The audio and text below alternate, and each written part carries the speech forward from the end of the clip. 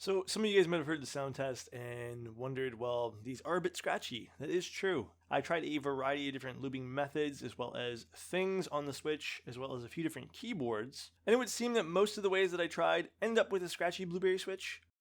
So I have been using these for about 3 days now. They have a good amount of tactility. They have good feedback. I like that in a Switch. I just can't get over the scratchiness. My honest opinion, though, is I'm hoping these will wear in. I might do another sound checkup in this case here in about a week or two, see where they're at, and then maybe another 2 weeks, see if some wearing in on these palm housings will do some good. Otherwise, decent little Switch. For everyone, totally up to you. It's preference at the end of the day.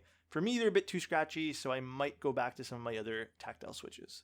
And yes, I type weird. Thank you guys for pointing it out in every single video. I hadn't noticed. Thank you guys. Appreciate it. It is comfortable for me, so don't fret, guys, and keep on doing your things and enjoying keyboards. Love you all.